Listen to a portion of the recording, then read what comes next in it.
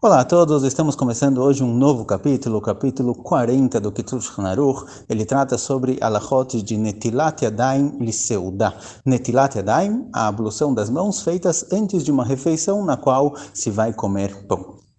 Antes de começar as alachot, vamos fazer uma pequena introdução sobre de onde surgiu essa mitzvah de Netilat Yadayim. Primeiro temos que separar dois tipos de Netilat Yadayim. Tem Netilat Yadayim que fazemos de manhã cedo ao acordar, essas alachot a gente aprendeu lá no passado. Lá a gente viu que tem três motivos para essa Netilat Yadayim. Entre os Rishonim, o Rosh e o Rashba trazem dois motivos. O Rashba escreve que a pessoa que acorda de manhã, ele é como um Kohen que está trabalhando no Beit HaMikdash. O dia a dia da pessoa ele é ligado a Avodat Hashem. É igual os Kohanim que começavam a trabalhar no Beit HaMikdash, igual os Kohanim que trabalhavam no templo tinham que fazer Netilat Yadayim, assim também a gente faz. Já o Rosh explicou que o motivo é porque durante a noite a pessoa pode acabar encostando em partes do corpo que geralmente ficam cobertas, e quando a pessoa encosta nessas partes, as mãos ficam sujas e, entre parênteses, entre aspas, impuras. Então, de manhã cedo deve-se fazer Netilat Yadayim, ou seja, lavar as mãos. Tem um outro motivo, que ele é baseado na questão da Kabbalah, também aparece algo parecido na Gemara, que durante a noite um espírito negativo, um espírito impuro, ele entra no corpo da pessoa, ele só sai do corpo através de Netilat Yadayim. Isso é com relação a Netilat Yadayim feita de manhã cedo ao acordar. Agora a gente vai falar sobre Netilat Yadayim feita antes de uma refeição, antes de comer a motzi. Uma diferença clara entre eles é o modo como se faz. De manhã se faz 3 vezes intercalado, mão direita, mão esquerda intercalado. E para comer alguma coisa, se faz 3 vezes na mão direita, depois 3 vezes na mão esquerda. A gente vai ver mais para frente nas alachot. Da onde surgiu essa Netilat Yadayim para comida? Para fazer quando a gente come pão? Originalmente, essa mitzvah de Netilat Yadayim antes de comer alguma coisa foi decretada por Shlomo Melech, famoso rei Salomão. Ele decretou que uma pessoa que quer comer um korban, alguém que vai comer um dos korbanot, um dos sacrifícios do Beit HaMikdash, ele tem que purificar as mãos dele. Embora o corpo esteja puro, a pessoa ele está completamente puro, as mãos receberam, aos olhos de Shlomo, um din, alachot por si só, e a pessoa que quer comer um korban, ele deve purificar as mãos. Posteriormente, na época do segundo Beit HaMikdash, Chachamim, os nossos sábios, eles expandiram essa takaná, esse decreto de Shlomo Melech, não só para korbanot, mas também para trumá. Trumá é uma porcentagem de uma plantação, de uma colheita que é dada para os Kohanim, e os Kohanim só podem comer essa trumá de forma pura, somente um Kohen que está puro pode comer essa trumá. Essa trumá é proibida para quem não é Kohen, ela é especial dos Kohanim, e eles têm que estar puros para comê-la. Agora, muitas vezes o Kohen está realmente puro, mas a mão dele encosta em várias coisas durante o dia, a mão às vezes acaba ficando suja, então vieram nossos sábios, na época do segundo Beit HaMikdash, e decretaram que um Kohen que vai comer trumá, ele tem que fazer Netilat Yadayim.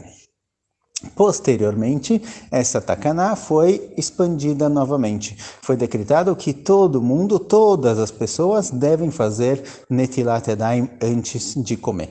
Um dos motivos é para incentivar os Kohanim a fazerem Netilat Yadayim. Ou seja, para os Kohanim se acostumarem a fazer Netilat Yadayim antes de comer, decretaram que todas as pessoas, todo Yehudi, ele deve fazer Netilat Yadayim, e não só os Kohanim. Assim, os Kohanim entraram também nessa questão e começaram a participar do ato de fazer Netilat Yadayim. Outro motivo trazido é um motivo mais higiênico, digamos assim, e não é dependente dos Kohanim. Outro motivo foi que a mão, geralmente, ela encosta, durante o dia a pessoa encosta, tudo que ele vai mexer, ele mexe com as mãos, e a mão acaba ficando um pouco suja, e não deve se comer uma comida com as mãos sujas. A pessoa deve estar sempre limpando, mantendo as mãos limpas com higiene. Aliás, esse é um dos motivos, isso é um fato conhecido dentro do mundo judaico, que quando teve a peste negra que matou 1/3 da população mundial, se não me engano, os Yehudim não sofreram com essa peste negra. E na época muitos culparam os judeus de terem espalhado e causado isso. Mas o motivo mais simples que os Yehudim eles passaram por essa peste e não sofreram e não acabaram ficando doentes é justamente pela questão de Netilat Yadayim. Todo Yehudi ele fazia Netilat Yadayim de manhã, sempre que ele ia comer, ele estava sempre tempo todo limpando as mãos e mantendo as mãos higienizadas, por isso eles acabaram realmente sobrevivendo a essa situação. De qualquer jeito, nossos sábios decretaram que todo mundo que vai comer pão, alguma coisa que é brachá de motzi, como a gente vai ver na primeira alahá, ele deve fazer netilat yadayim. Então vamos lá, fala o Kitzur Shulchan Aruch. Alahá Aleph, הרוצה לאכול פת שמברכים עליו המוציא, צריך ליטול ידיו מקודם. Quem vai comer pão, somente sobre o pão foi decretado isso. Tem um outro tipo de netilat yadayim que é feito também para frutas molhadas, mas a gente vai ver isso mais para frente, mas aqui a priori está se tratando de pão. Alguém que vai comer um pão, que a brachá dele é a brachá de amotzi, deve fazer netilat yadayim. Im apat gadol mikabeitza mevarech ala netilah, ubepachot mizeh en mevarchim ala netilah. Agora tem um ponto importante.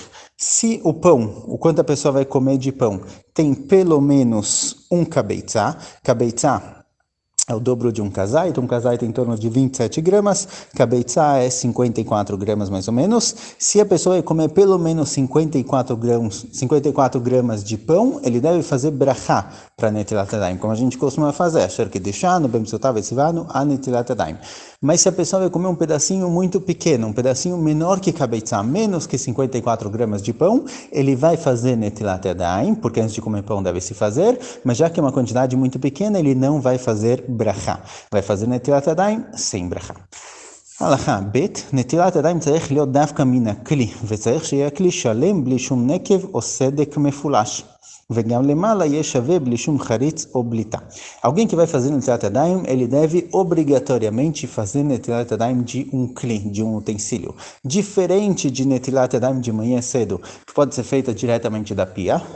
Lá, o Rema traz que é melhor fazer igual a gente faz antes de uma refeição, que é com um kli. Mas, netilat yadayim de manhã cedo, se a pessoa não tem um objeto, não tem um kli, um utensílio para fazer isso, ele pode fazer diretamente da pia. Netilat yadayim para comer deve ser feito obrigatoriamente de um kli, com um utensílio, que a gente chama ele de natla, é o kli que se usa geralmente para fazer netilat yadayim.